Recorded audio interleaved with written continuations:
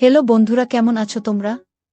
একটু আধটু এই বৃষ্টিতে নিশ্চয়ই তোমাদের মনটা খুব ভালো। তোমাদের মন আরও ভালো করার জন্য নতুন একটি গল্প নিয়ে এলাম। আজকের গল্পটি খুবই আকর্ষণীয় হতে চলেছে। আর আমি গ্যারান্টি দিয়ে বলতে পারি গল্পটি শেষ পর্যন্ত শুনলে তোমাদের পানি ধরে রাখতে কষ্ট হবে এবং নিজেকে কন্ট্রোল করতে পারবে না। তাই তোমাদের কাছে আমার একটাই অনুরোধ, ভিডিওটা শুরু থেকে শেষ পর্যন্ত দেখবে। তাহলে কথা না বাড়িয়ে এবার মূল ঘটনায় আসি। আমার নাম সুরেন্দ্র রায়, ১৯ বছর বয়স। কলকাতা শহরের গোবিন্দপুর এলাকার সাবর্ণ রায় পরিবারে জন্মগ্রহণ করি। আমার বাবা নেই। আমার জীবনে একজন মাত্র মানুষ, আর তিনি হচ্ছেন আমার মা। আমার যখন ৪.৫ বছর তখন আমার বাবা মারা গেছে। শুধু আমার কথা ভেবে মা আর বিয়ে করেনি। যাই হোক, আমার মায়ের পরিচয় ভালো করে দেই তোমাদের বোঝার জন্য। ৩৬ বছর বয়সী আমার মা একজন স্কুল শিক্ষিকা। তাও যেমন তেমন স্কুল নয়, কলকাতার Lyceum English medium school and college নামস্টিকার বিভাগের শিক্ষিকা আমার মা। আমার মা খুবই মডার্ন এবং স্মার্ট একজন মহিলা। সব কাজে সে পারদর্শী, আমিও ওই কলেজেই পড়ি। আমার মা বাসার কাজ ও কলেজের সকল দায়িত্ব সামলাচ্ছে সফলতার সাথে। এই পৃথিবীতে আমার কাছে আমার মায়ের চেয়ে সৌন্দর্যময় নারী আর একটাও নেই। আমি কখনো মাকে বাজে নজরে দেখিনি, কিন্তু মার যতটাই প্রকাশ সৌন্দর্য তাতেই বলছি মার চেয়ে বেশি মার কেউ পাবে না। গত সপ্তাহে মার কাছে সব মিলিয়ে ৬টি প্রপোজাল এসেছে বিয়ের। কিন্তু মা সবাইকে একই কথা বলে যে আমার ভালোবাসা আমাদের মা ছেলের বাইরে কেউ ভাগ পাবে না। আমি মার ভালোবাসায় পাগল, আর আমরা কেউ কাউকে ছাড়া থাকতেই পারি না। এমন কোনো বিষয় নেই যা আমি মাকে বলতাম না। আমি ছোট থেকেই খুব ফ্রেন্ডলি। ক্লাস 1-এ ভর্তি হবার পর আমরা যে মা ছেলে তা স্কুলের কর্তৃপক্ষ ছাড়া আর কেউ জানে না। আর কখনো আমরাও এমন আচরণ করি না যে কেউ বুঝবে। যদিও এটা মা আর আমি প্ল্যান করে করেছি, কারণ আমাদের খুব মজা লাগত। মাকে এখনও দেখতে ২১-২২ বয়সী মনে হয়। মা সব সময় মডার্ন ড্রেস পরে। তবে তা হাতা কাটা বা ফুল হাতা এক এক সময় এক এক রকম, তবে খুব টাইট নয়। এতেই মাকে দেখে যে কোন পুরুষ পাগল হতে বাধ্য। মা প্রতিদিন আমাকে নিজেই গাড়িতে করে কলেজে নিয়ে যায়। আমাদের একটা হেমেরিয়ান লেফটা গাড়ি আছে, সেটা মা নিজেই ড্রাইভ করে। মা বাসায় কাজ করার সময় সাধারণত ওড়না কোমরে বেঁধে কাজ করে। আমাদের ঘটনার শুরু হয় খুবই সাধারণভাবে, পুরো প্রাকৃতিক উপায়ে এবং অ্যাক্সিডেন্টালি। একদিন আমি একটা অঙ্ক বুঝার জন্য মার রুমে ঢুকলাম। রুমে ঢুকেই আমি ও মা সামনাসামনি, ও দুজনেই অবাক হয়ে গেলাম। কারণ মা মাত্র গোসল করে বের হয়েছে আর শুধু টাওয়াল পরা ছিল। আমি প্রায় ১০ সেকেন্ড কোনো কথা বলতে পারিনি। চোখ মার উপর থেকে সরছে না, কিন্তু লজ্জা পেয়ে মার চিৎকারে আমিও একটা চিৎকার দিয়ে বের হয়ে আসি। এসে বাহিরের দরজার পাশে দাঁড়িয়ে বললাম, শরিমা, আমি একটা অঙ্ক বুঝতে এসেছিলাম, পরে বুঝে নিব। এই বলে আমি আমার রুমে গিয়ে খাটে বসতেই মার দেখা এই পলকে সৌন্দর্য চোখ থেকে সরাতে পারছি না। হঠাৎ আমার কেমন যেন লাগল, মনে হচ্ছে মনের ভেতর ধড়ফড় শুরু হল। চোখ পড়ল আমার নিচের দিকে। আমি কিছুটা ভয় পেয়ে গেলাম। দেখি নিচে ফুলে ঢোল হয়ে আছে। আমার মন ভাঙচুর হয়ে যাচ্ছে মাকে এমন আবেদনময়ী রূপে দেখে। এসব ভাবতে ভাবতে কখন যে ঘুমিয়ে গেলাম বলতেই পারি না। ঘুম ভাঙতে দেখি তখন সন্ধ্যা হয়ে গেছে। উঠে ফ্রেশ হয়ে বের হলাম রুম থেকে। রুম থেকে বের হয়েই সামনে মা পড়ে গেল। ড্রয়িং রুমে বসে টিভি দেখছে আর সবজি কাটছে। মা আমাকে দেখে হাতে ইশারায় পাশে বসতে বলল। আমিও নির্ভোজে মায়ের পাশে বসলাম। মা একটা হাতাকাটা ব্রাউন সালোয়ার কামিজ পরা ছিল। সুন্দর লাগছে, কিন্তু মার চেহারা দেখে মনটা ভেঙে গেল। আমার মাকে নিয়ে কি সব বাজে চিন্তা করেছি আমি, ছি। হঠাৎ মার ধাক্কায় জ্ঞান ফিরল। কি হলো বাবা? কি ভাবছিস? চুপ করে। না মা, কিছু ভাবছি না। তোর জন্য বিরিয়ানি রান্না করেছি। আয়, খাবি চল। মা একদম স্বাভাবিক হয়ে আছে। হয়তো নিজেও লজ্জা ঢাকছে। আজ আমায় খাইয়ে দিবে মা? মা আমার দিকে এক পলক অপরূপ দৃষ্টি করে চেয়ে বলল, আয় কাছে আয় বাবা। আমি হাত বাড়ালাম, কিন্তু মা আমাকে অবাক করে দিয়ে হাত ধরে কাছে নিয়ে তার কোলে থাইয়ে বসিয়ে দিল। আমি বুঝতে পারছি না হঠাৎ এমন কেন করল সে।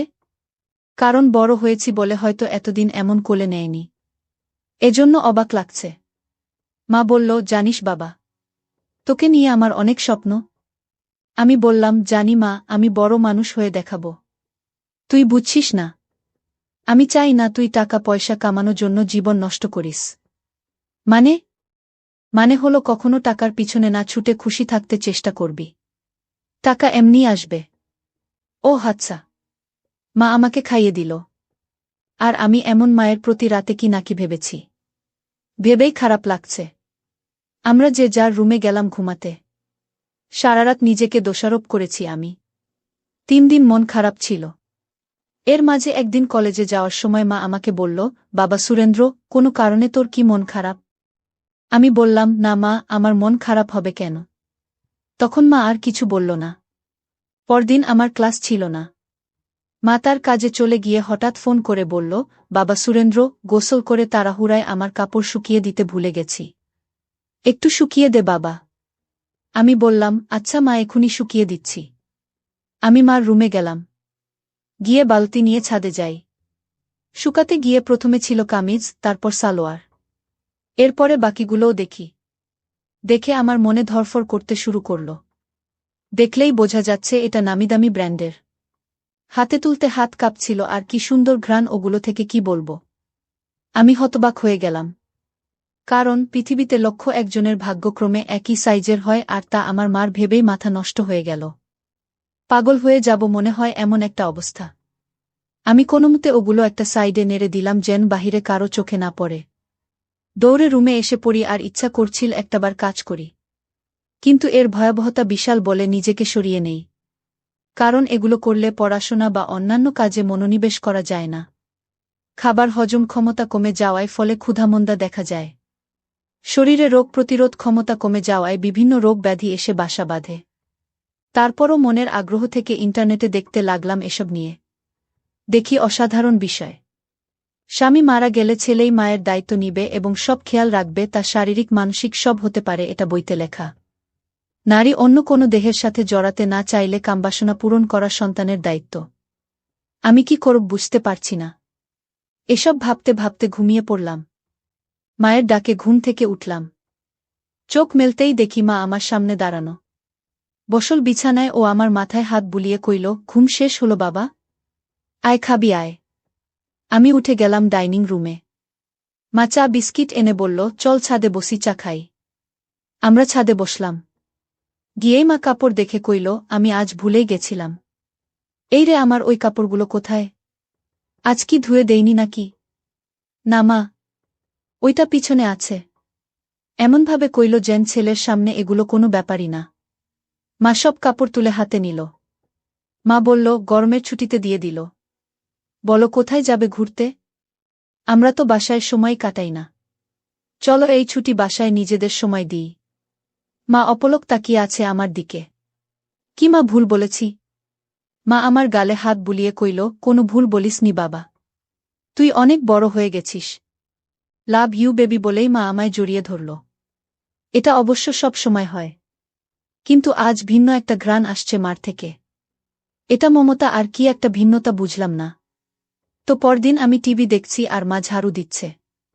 আমি দেখলাম মা আজ ওড়না পরেইনি। আর ঝাড়ু দেওয়ার সময় একটু ঝলক দিচ্ছে। আমি জানি না কেন চেয়ে চেয়ে মাকে দেখছিলাম। হঠাৎ একবার আমিও মার দিকে তাকালাম, মাও তাকালে, চোখাচোখি হলো আমাদের। আমি খুব ভয় আর লজ্জা পেয়ে গেলাম। মা না জানি কি ভাবছে, তাই আমি আর তাকালামই না। ভয়ে ভয়ে আছি কি যেন বলবে আমাকে। এমন সময় কাজ শেষ করে এসে মা পাশে সোফায় বসল, আমার গা ঘেঁষে, আমার কাঁধে হাত রেখে। আমি ভয়ে কাঁপছিলাম। মা কইল, আরে কি দেখছ এসব? চলো রেসলিং দেখি। তুমি দেখো না? আমি অবাক হলাম। মাও রেসলিং দেখে মেয়ে হয়ে। আমি মাথা নেড়ে না কইলাম। মা কইল, বিয়ে ম্যান। এ যুগে রেসলিং দেখো না তা হয়? দাও রিমোট দাও। মা রিমোট নিয়ে চ্যানেল পাল্টে রেসলিংয়ে দিল। আন্ডারটেকার আর ট্রিপল এইচের খেলা চলছিল। মা এত মজা করে দেখছিল যে আমিও কেমন ঘুলে মিলে গেলাম। হঠাৎ করে আমায় কইল, তোমার কাকে পছন্দ? আমি তো দেখি না, কিন্তু আন্ডারটেকার এই তো আমার ছেলে।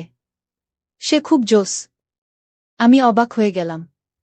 মার প্রতি একটা কৌতূহল হল। মাঝে এনবি ও মার্গারেটের লাইভ হবে এটা বিজ্ঞাপন দিল। আমি মনে করেছি হয়তো মেয়েদের খেলা দেখবে না, আমি সামনে থাকায়। কারণ মেয়েরা খেলে ছোট কাপড় পরে। কিন্তু মা আমায় অবাক করে দিয়ে আরও গা ঘেঁষে বসে কইল, এবার মজা হবে। বলেই জুস আর পপকর্ন নিয়ে এলো। আমি উঠে যাচ্ছি লজ্জায়। মা আমায় থামিয়ে কইল, আরে বস। মজা হবে এখন এদের খেলায়। আমি মার্গারেট আর তুই এনিবি, ঠিক আছে? আচ্ছা। খেলা শুরু হলো। দুজন ছোট ছোট সেট পরে এসেছি। মা বেশ মজা করে দেখছে। আমি শুধু মাকে দেখে অবাক হচ্ছি। মাঝে এব দিলে মা তখন আমার দিকে ফিরে আচমকা কইল, তুমি আমাকে বন্ধু মনে করো? আমি হঠাৎ একথা শুনে অবাকই হলাম। অবাক হবার কিছু হয়নি। উত্তর দাও সুরেন্দ্র। আমার আর কে আছে তুমি ছাড়া? তুমিই তো আমার সব কিছু। তাহলে একসাথে মায়ের সাথে ফ্রি হতে সমস্যা হচ্ছে কেন গাধা? এটা জাস্ট খেলা।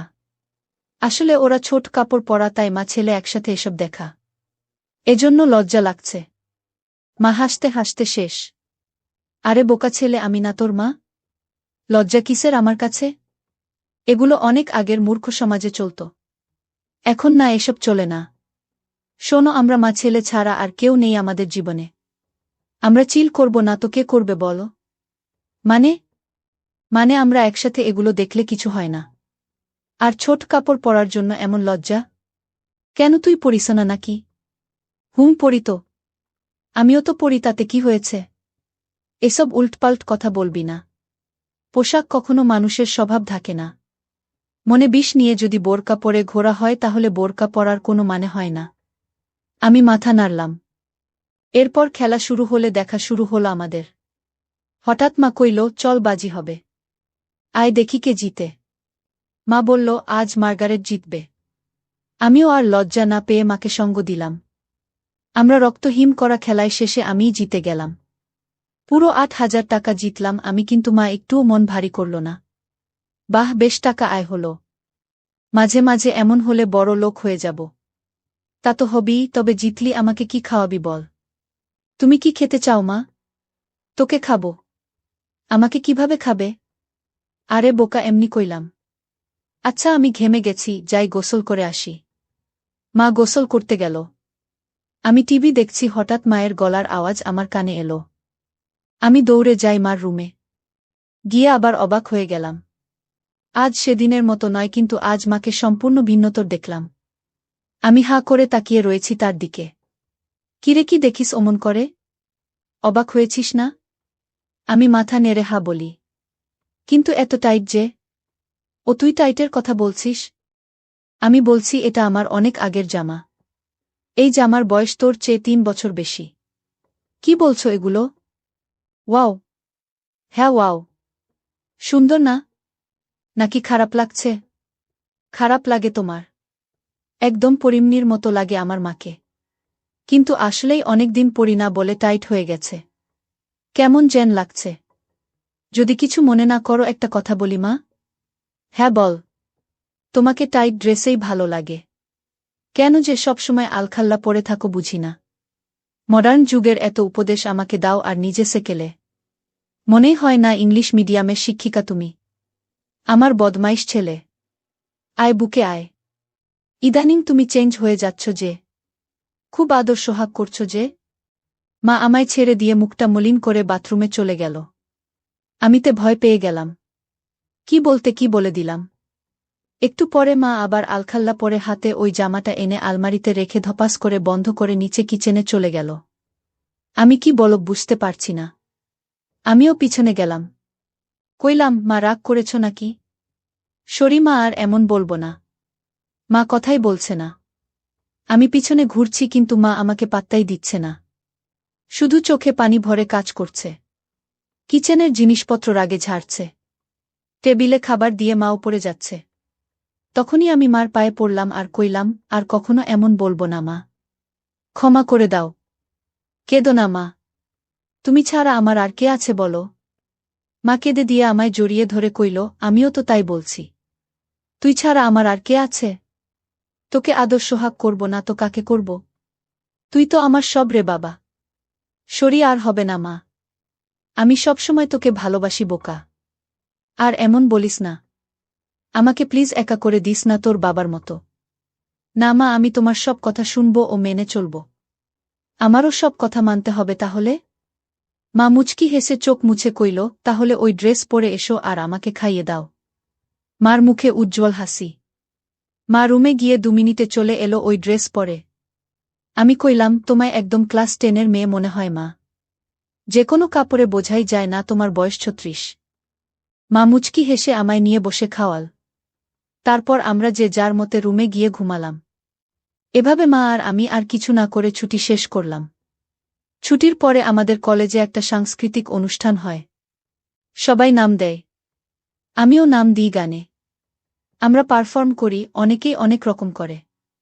মেয়েরাও পারফর্ম করে ড্যান্সে। হঠাৎ একটা ড্যান্স চালু হয়।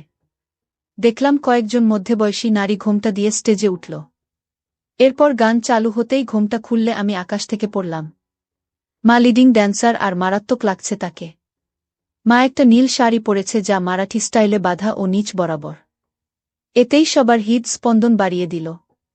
সবাই হুররে বলে অনুষ্ঠান শেষ করল। আমার মা এত সুন্দর নাচে তা জানতাম না। ছেলেরা সবাই তো বলছেই, সাথে মেয়েরাও বলছে ম্যাম খুব স্মার্ট। আমার খুব গর্ব হলো এটা শুনে।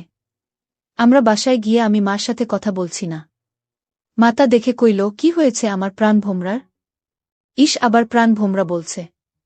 কখনো তো বলনি নাচতে পারো। আমাকে তো কখনো নাচ করে দেখাওনি। মা আমার কাছে সোফায় বসে গা ঘেঁষে কইল, এই যে মশাই, আপনাকে সারপ্রাইজ দিতেই বলিনি আগে। এখন আপনিও তো অবাক হলেন তাই না? আপনার জন্য এত কিছু করলাম আর আপনি যদি মন খারাপ করে থাকেন তাহলে হয়। সরি। আচ্ছা, ঠিক আছে। তুমি এত সুন্দর নাচতে পারো আমি জানতামই না, আর কি ড্রেস পরেছ তুমি ওখানে, আমি অবাক। কখনো তো এমন খোলামেলা পোশাকে দেখিনি। খোলামেলা কই? এত মারাঠি স্টাইল আর খোলামেলা কি বলছ? আমাকে কি খুব খারাপ লাগছিল? হে ভগবান! তোমাকে আর খারাপ লাগবে? তা অসম্ভব। পৃথিবীর সবচেয়ে সুন্দর নারী আমার মা, আর তাকে খারাপ লাগবে? তোমায় মারাত্মক লেগেছে মা। মা আমার গাল ধরে কইল, থ্যাংক ইউ। মা, একটা কথা বলি? হ্যাঁ বল। আমাকেও একদিন নেচে দেখাবে প্লিজ মা? তুই আমার নাচ দেখবি? ভালো লেগেছে? খুব। আমি ভাবতেও পারিনি এত সুন্দর নাচো তুমি। আজ সবাই তোমার প্রশংসা করছিল। প্লিজ মা, দেখাবে বলো না? অবশ্যই দেখাবো বাবা।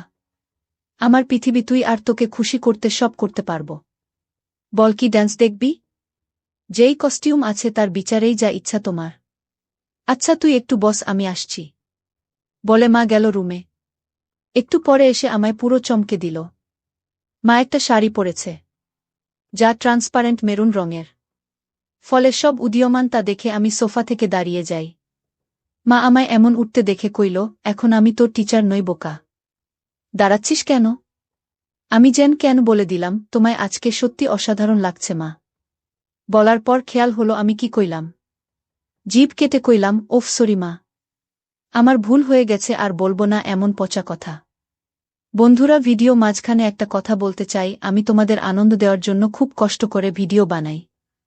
তাই তোমাদের কাছে অনুরোধ থাকবে অবশ্যই এই ভিডিওটি দেখে একটি লাইক করবে এবং সামিয়া ব্লগ চ্যানেলটি সাবস্ক্রাইব করে পাশে থাকবে।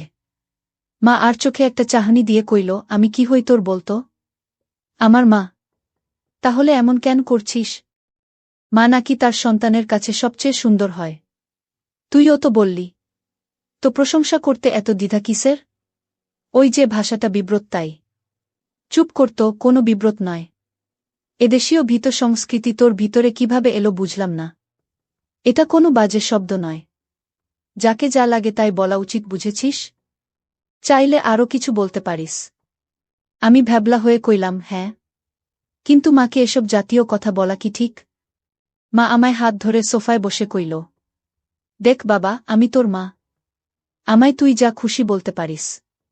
ভালো লাগলেও বলবি, খারাপ লাগলেও বলবি, তাতে কোনো সমস্যা নেই। এখন তুই যদি আসলে আমায় মা বলে আপন নাই বা ভাবিস তাহলে আর আমার কি করার? স্বামীকে হারিয়ে একমাত্র সন্তানের সঙ্গ কপালে না জুটলে তো আর কিছু করার নেই। আমি বুঝলাম মা মনে মনে কষ্ট পাচ্ছে, আর প্রশংসা করায় মা আমায় বাধা দেয়নি। পশ্চিমা দেশের মতো মা আমায় স্বাধীনতা দিচ্ছে, ভালো তো এমনিতেই বাসে মা। তাই মার মন ভালো করতে কইলাম, okay my dear loving mother, let's show me your best move. মা হেসে দিয়ে আমায় ধন্যবাদ দিয়ে বলল, লাভ ইউ মাই ডিয়ার। তোর জন্যই বেঁচে আছি আমি। আমায় তুই বুঝিস বলেই আমি পরিণত মা। বল, কোনো গানে নাচব? কাটা লাগা গানে। মা চোখ বড় করে কইল, নুটি বয়। আমি হেরে যাওয়ার মতো মাথা নিচু করলাম। মা আমার থুতনি ধরে তুলে চোখে লাস্যময় হাসি এনে কইল, আমার ছেলে বলবে আর আমি মা হয়ে তা করব না, এটা হতে পারে না। বলেই মা কাটা লাগা গান বাজিয়ে পৃথিবীর সকল সৌন্দর্য নিজের উপর এনে নাচতে লাগল। সে কি মুভ ও স্টাইলে নাচল কি বলবো। মনে হচ্ছিল যেন আমার গার্লফ্রেন্ড হলেও এমন ভঙ্গিতে নাচতে পারত না। পুরোপুরি বোল্ড লাগছে মাকে। আমি দাঁড়িয়ে হাততালি দিলাম ও মাকে গিয়ে প্রণাম করলাম। মা অবাক হয়ে গিয়ে বলল, কি ব্যাপার? প্রণাম কেন? কারণ তুমি আমায় এত ভালোবাসো, আমায় এত বিশ্বাস করো তাই। এমন সাজে আমি কখনো ভাবিনি তোমায় দেখব। তাও আবার আমার অন্যায় আবদার রেখে এই বোল্ড সং ড্যান্স করলে। তোমার কি খারাপ লেগেছে মা? মা কইল, এজন্যই তোকে এত বেশি ভালোবাসি রে বাবা। তুই খুব মাসুম আর হনেস্ট আর খুবই কিউট। শোন তাহলে, তুই আমার একমাত্র সন্তান আর একমাত্র সঙ্গী, যাকে নিয়েই আমার জীবন মরণ সব। তোর কাছে খারাপ লাগার কিছু নেই। আমি তোকে ভালোবাসি রে বাবা। আর এমন কেমন বলিস? এটা একদম স্বাভাবিক। আমি চুপ করে রইলাম। মা কয়েক সেকেন্ড আমার দিক তাকিয়ে থেকে কইল, আচ্ছা এখন গোসল করে আসি। মা চলে গেল। আমি আর পিছন দেখার কেমন মনোবল পাচ্ছি না। তবে 10 মিনিট পর হঠাৎ মা ডাক দিল। আমি মার রুমে যেতেই আবারও সেই মুহূর্ত সামনে করলাম। মাকে এরূপে দেখে মনে ধকধক করছে। আমি কিছু বলতে পারছি না, কিন্তু মা আমায় দেখে মোটেও বিচলিত নয়। একটু কড়া কণ্ঠে বলল, বস বিছানায়। আমি কি করব বুঝতে পারছি না। মা এবার আরও একটু কড়া হয়ে কইল, বসতে কইলাম না? আমি চট করে বসলাম। মা আরেকটা তোয়ালে দিয়ে চুল মুছে তাতে বেঁধে এসে আমার পাশে বসল। আমি নিচের দিকে মুখ করে আছি। আমার দিক তাকা। আমি তাকালে মা কইল, আমি তোর কি? মা, আমি খেয়াল করছি সেই দিন এমন তোয়ালে পরা দেখার পর থেকে তুই পাল্টে গেছিস। কেন এমন কেন করছিস? আমি সরি মা। আমি আসলে সেদিন একটা অঙ্ক বুঝতে এসেছিলাম। জানতাম না তুমি গোসল করে তোয়ালে পরে বের হয়েছিলে। তাই ঢুকে পড়ি, আর হবে না মা। ভুল হয়ে গেছে। আর একটা কথা বললে একটা চড় মারব। তোকে সারা জীবন এই শিক্ষা দিয়েছি আমি? আমি না তোর মা? তুই ছোট থেকে আমায় এমন দেখেছিস, এখন একটু বড় হয়েছিস বলে আর দেখিসনি। তাতে এমন করার কি হলো? কিন্তু এখন তো আমি বড় হয়ে গেছি মা। আবার কথা বলে। সন্তান আজীবন মার কাছে ছোটই থাকে, আর তোয়ালে পরে দেখায় কি দুনিয়া উল্টে গেছে? আমায় কি তোয়ালেতে দেখতে এতটাই বিশ্রী? আমি মার মুখে হাত দিয়ে কইলাম, না মা। দুনিয়াবি সবচেয়ে সুন্দর তুমি। যা সব কিছুতেই। তাহলে এত কাহিনী কেন? আমি ভেবেছি তুমি আমায় কি নাকি ভাববে, তাই ভয়ে ছিলাম। শোনো, আমাদের আমরা ছাড়া আর কে আছে যে নিজেদের স্পেসটুকুও নষ্ট করব? তোয়ালে পরে দেখলে কিছুই হয় না বাবা। আয় বুকে আয়। এরপর মা কইল, তোর খিদে লাগেনি? যা ড্রয়িং রুমে বস। আমি আসছি। আমি অপেক্ষা করছি। মা এলো কিচেনে। রান্না করছে আর গুনগুন করে গান গাইছে। আমি পিছন থেকে জড়িয়ে ধরলাম মাকে। পিছন তাকিয়ে দেখে আমি হাত সরিয়ে নিই। মা মুচকি হেসে আমার হাত ধরে গান গাইতে থাকল। আমিও হাত দিয়ে জড়িয়ে ধরে কইলাম, কি ব্যাপার? মনে এত খুশি? আমার জীবনে এমন একটা ছেলে থাকলে খুশি হব না? বল, কি খাবি? স্যুপ? আচ্ছা যা টিভি দেখ। আমি আসছি স্যুপ নিয়ে। আমি বসে টিভি দেখছি। মা স্যুপ এনে আমায় খাইয়ে দিল ও নিজেও খেল। আচ্ছা, আমার কিছু শপিং করতাম। তুই থাক একটু বাসায়। আমি চলে আসব তাড়াতাড়ি। মা শপিং করতে চলে গেল। এলো অনেকগুলো ব্যাগ নিয়ে। সব নিয়ে সোজা রুমে রেখে এলো। কি কিনলে? এমনি কিছু জিনিস। মা এড়িয়ে গেল। বুঝলাম হয়তো নিজের কাপড় কিনেছে, তা তো আর ছেলেকে দেখানো যায় না। যাই হোক, পরদিন কলেজে যাওয়ার জন্য গাড়িতে বসে আছি মার জন্য। মা গেট লাগিয়ে যখন গাড়িতে এলো তখন আমি আকাশ থেকে পড়লাম। মা একটা হলুদ ট্রান্সপারেন্ট শাড়ি পরেছে ম্যাচিং ব্লাউজের সাথে। মনে হলো আমি আকাশ থেকে পড়লাম মাকে এমন রূপে দেখে। মা আমার চেয়ে থাকা দেখে কইল, কি হলো এমন তাকিয়ে আছিস কেন? তুমি অনেক পাল্টে গেছো মা। মুচকি হেসে বলল, এটা কি তোর খারাপ লাগছে? আরে না না, আমার কাছে উল্টো ভালো লাগছে। মা চোখ কুঁচকে কইল, ভালোটা আবার কেন? আমিও চাই তুমি নিজের জীবন সাজাও, ভালো ও খুশি থাকো। পোশাকটা না হয় তারই শুরু। মার মুখে উজ্জ্বল গর্বের হাসি। আজকে অসাধারণ লাগছে মা। আমি ভাবছি এখন থেকে শাড়ি পরব। ভালো ডিসিশন, কিন্তু শুধু শাড়ি কেন? এমনি না হলে আর কি পরা যায় বলতো? মা আমাকে জিজ্ঞেস করছ? মা কাকের মতো আশেপাশে তাকিয়ে কইল, আর কাউকে দেখছিস গাড়িতে? না মানে একজন মা তার ছেলের সন্তানের কাছে পোশাকের সিদ্ধান্ত চায়, তাই কইলাম। কলকাতায় এটা স্বাভাবিক নয় যে আমার কাছে সবকিছু তুই। তাই আমার কমেন্ট তুই করবি। বল কেমন পরব? সত্যি ফ্রেন্ডলি বলবো? এবার চর খাবি? সরি সরি বলছি। মা আমার দিকে তাকিয়ে রইল কয়েক সেকেন্ড। মার এই রহস্যঘন তাকানো বুঝি না। ওয়েস্টার্ন? হুম বলেই মা গাড়ি চালাতে লাগল। আধা ঘন্টা গাড়ি চালানোর পর মা আমাকে একটা পার্কে নিয়ে গেল। মা আমার পাশে বসে কথা বলছিল, হঠাৎ মার হাত আমার নিচে দিল। তখন আমার আর বুঝতে বাকি রইল না মা কি করতে চাইছে। আমি বুঝতে পারছিলাম যে মা আমার জন্য পাগল হয়ে গেছে, নিজেকে আর আটকে রাখতে পারছে না। প্রিয় বন্ধুরা, আজকের গল্পটা এখানেই শেষ করলাম। ভালো লাগলে সামিয়া ব্লগ চ্যানেলটি সাবস্ক্রাইব করে পাশে থাকবে।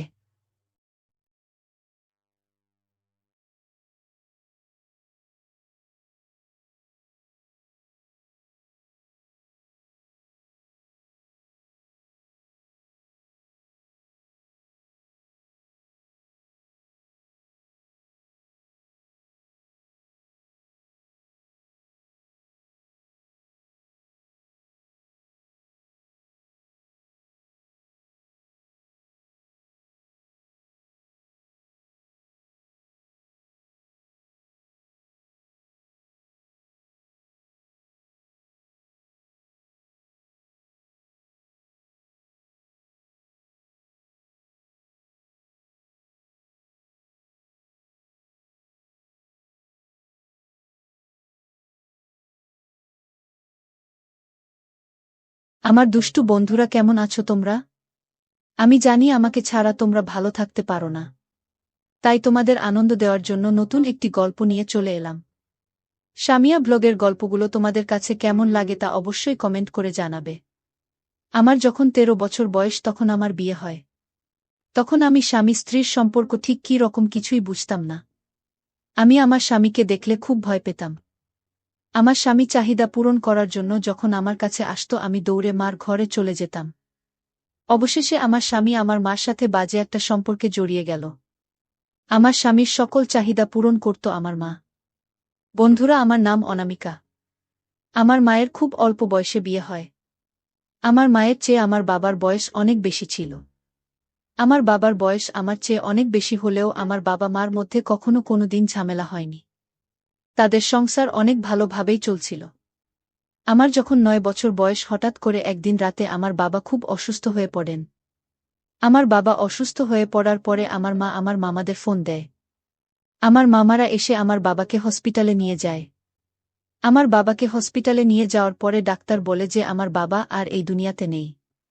আমার বাবা আমাদেরকে ছেড়ে না ফেরার দেশে চলে গেছে।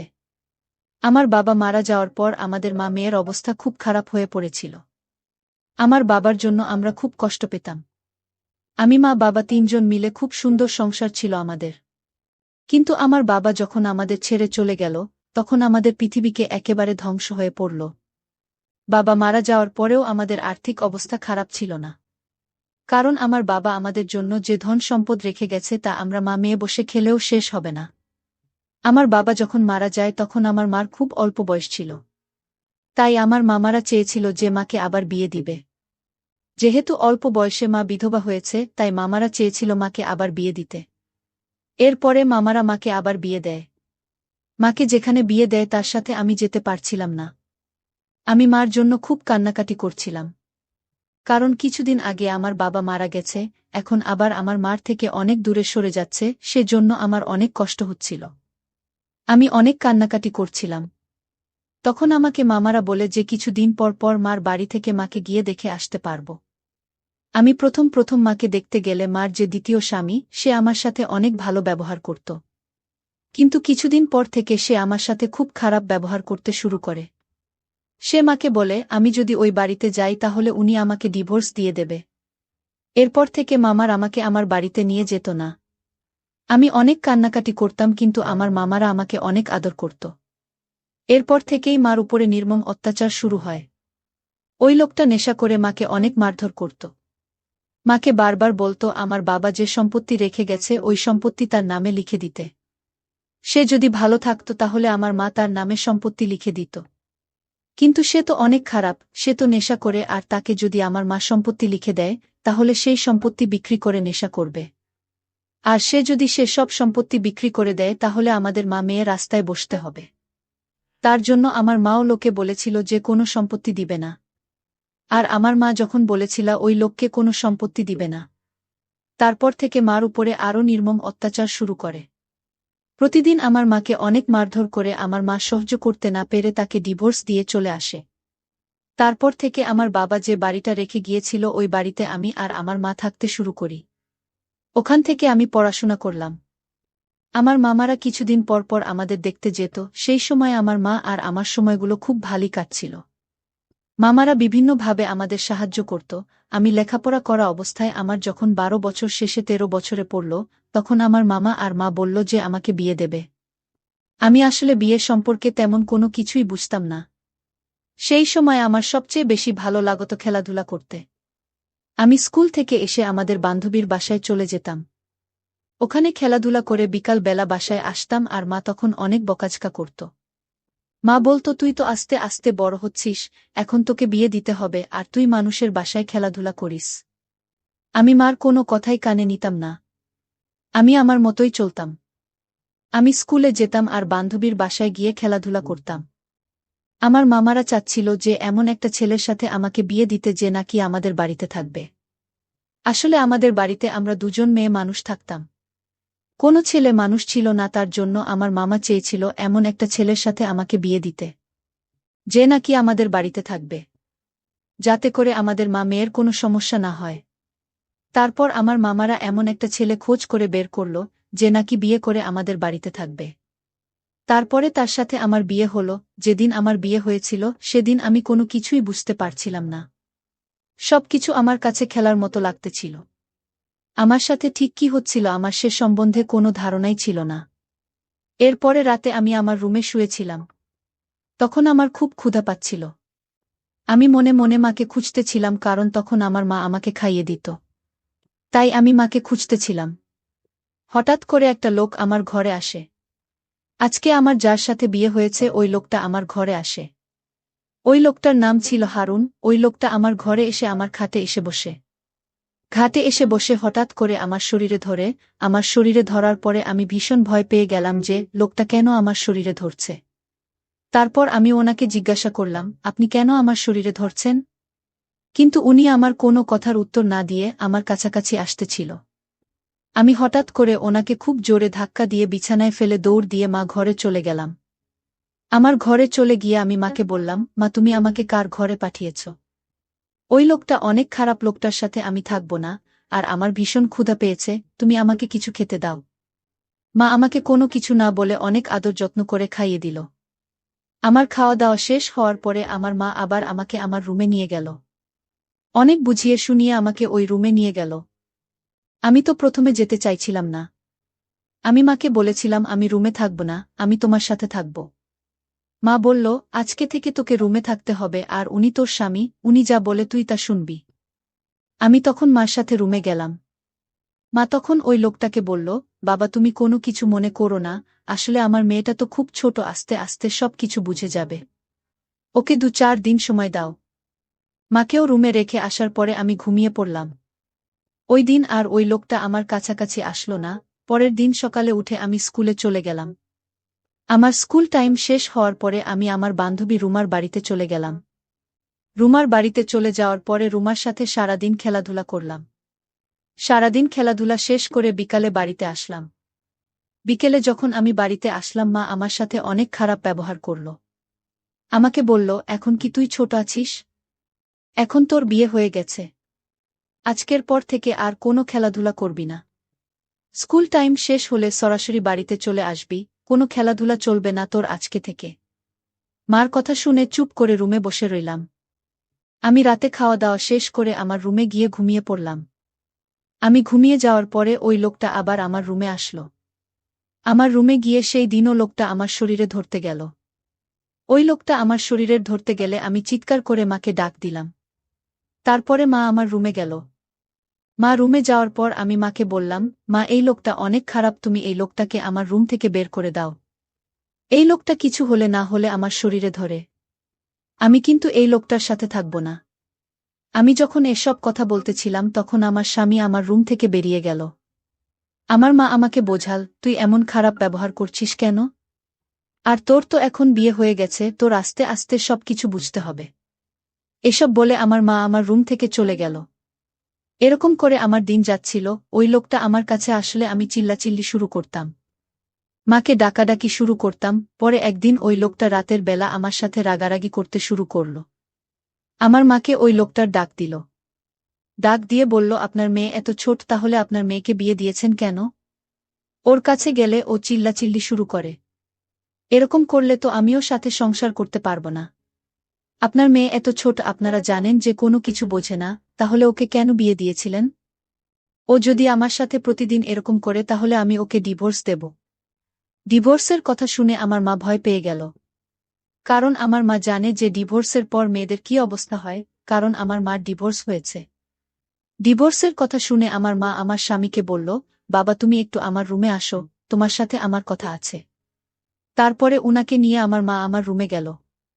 আমার মা রুমে গিয়ে আমার মা জেন উনার সাথে কি বলল, তারপর থেকে উনি খুব শান্তশিষ্ট হয়ে গেল। উনি খুব ভালো ব্যবহার করতে শুরু করল। আগে যেমন আমার সাথে রাগারাগি করত, এখন কোনো রাগারাগি করে না। একেবারে উনি আলাদা হয়ে গেল। পরের দিন থেকে উনি আর রাতে আমার শরীরে ধরত না, এমনকি উনি আমার কাছেও যেত না।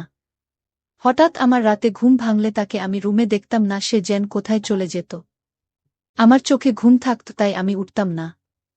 আগে আমি স্কুল থেকে দেরি করে বাড়িতে আসলে মা আমাকে বকাঝকা করত, আর এখন আমি স্কুল থেকে দেরি করে বাড়িতে আসলেও মার আমাকে বকাঝকা করে না। মা যেন কেমন অন্যরকম হয়ে গেছে। একদিন সকালে আমি স্কুলে গেলাম, স্কুল টাইম শেষ করে আমি আমার বান্ধবী রুমার বাসায় গেলাম। ওইদিন গিয়ে দেখলাম রুমা বাড়িতে নেই, তারপর আমি সরাসরি বাড়িতে চলে আসলাম।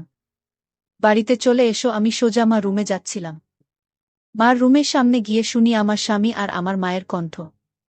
আমার স্বামী আর আমার মা হাসাহাসি করছে। তারপর আমি মা রুমে ঢুকে দেখলাম আমার স্বামী আমার মার কোলের উপর শুয়ে রয়েছে, আর আমার মা মাথা হাতিয়ে দিতেছে আর হাসাহাসি করতেছে।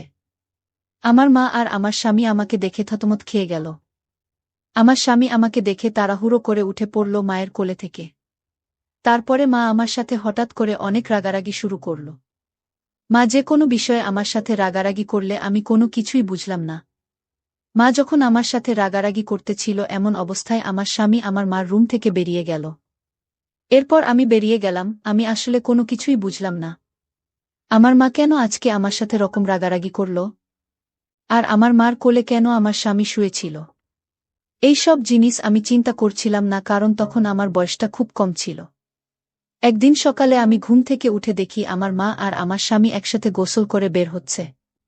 বন্ধুরা, ভিডিও মাঝখানে একটা কথা বলতে চাই, আমি তোমাদের আনন্দ দেওয়ার জন্য খুব কষ্ট করে ভিডিও বানাই। তাই তোমাদের কাছে অনুরোধ থাকবে অবশ্যই এই ভিডিওটি দেখে একটি লাইক করবে এবং সামিয়া ব্লগ চ্যানেলটি সাবস্ক্রাইব করে পাশে থাকবেন। তারপর যখন তারা আমার সামনে পড়ে গেল, তারা যেন কি রকম করতে শুরু করল। আমার মা বলল, কিরে তুই এখনো স্কুলে যাসনি? আমি বললাম, না এখনো যাইনি, আজকে আমি স্কুলে যাব না। আমার মা তখন আমাকে বলল, তাড়াতাড়ি স্কুলে যায়, একদিনও স্কুল বাদ দিবি না।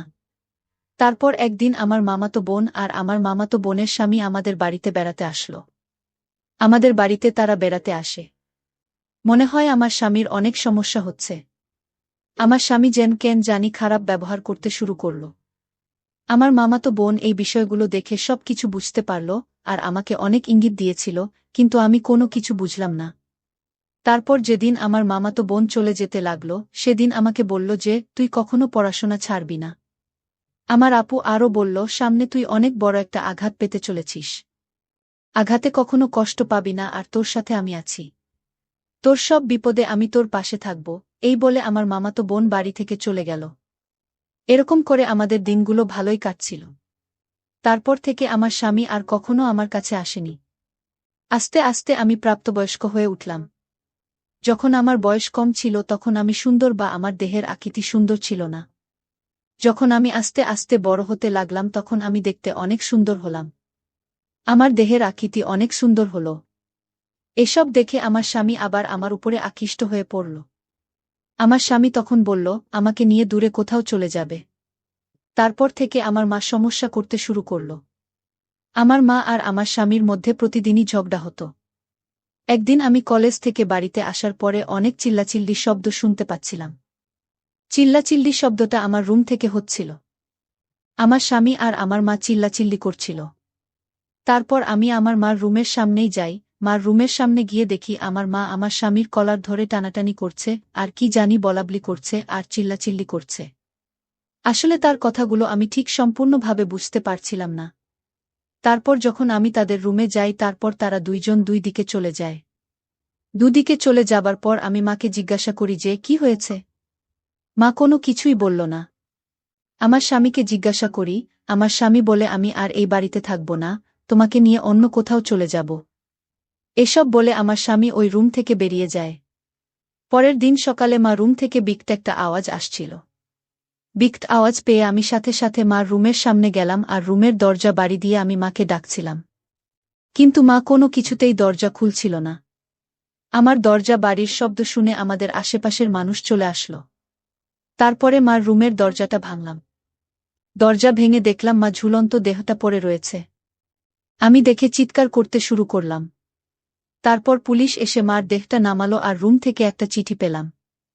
মা প্রথমে লিখেছে যে আমার মৃত্যুর জন্য কেউ দায়ী না। তারপর মা আমার কাছে চিঠিতে ক্ষমা চেয়েছে। মা বলেছে, মারে তুই আমাকে ক্ষমা করে দিস। আমি জীবনে অনেক ভুল করেছি, তো সংসারটা বাঁচাতে গিয়ে আমি এমন একটা ভুল করেছি যা আমি তোর কাছে বলতেও পারবো না, আর এসব কথা না আমি তোর কাছে বলতে পারবো না মানুষের কাছে বলতে পারবো। তার জন্য আমি দুনিয়া ছেড়ে চলে যাচ্ছি। যখন তোর অল্প বয়স ছিল তখন আমি তোকে বিয়ে দিয়েছিলাম। তুই তোর স্বামীর শারীরিক চাহিদা পূরণ করতে পারতি না, তো সংসার বাঁচাতে আমি তোর স্বামীর শারীরিক চাহিদা পূরণ করতাম।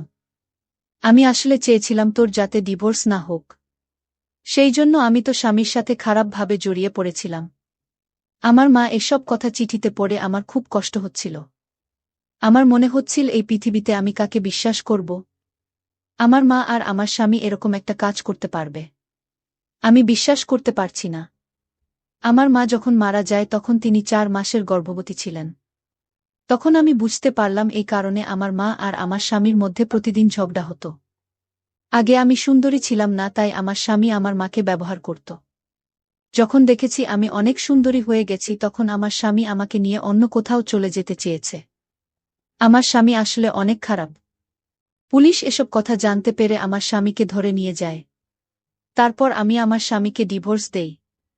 এরকম একটা মানুষের সাথে আমি কোনোদিন সংসার করতে পারব না, যে নাকি আমার মায়ের সাথে খারাপ কাজ করেছে, আমার মাকে ব্যবহার করেছে। আমি জানি আমার মাও ভুল করেছে, কিন্তু আমার মা চেয়েছিল আমার সংসারটা বাঁচাতে। সেই কারণে আমার মা এরকম একটা ভুল সিদ্ধান্ত নিতে বাধ্য হয়েছিল। এই সব ঘটনায় আমি অনেক ভেঙে পড়েছিলাম। তখন আমার পাশে আমার মামাতো বোন ছিল। আমার মামাতো বোন আমাকে অনেক সাপোর্ট করেছে। আমার মামাতো বোনের কারণে আমি ঘুরে দাঁড়াতে পেরেছি। তারপর আমার বোন আমাকে অনেক সাপোর্ট করেছে। আমার বোনের কারণে আজকে একটা প্রাইভেট কোম্পানিতে আমি চাকরি করি। আল্লাহর রহমতে আমি খুব ভালো আছি। আমি তারপর আর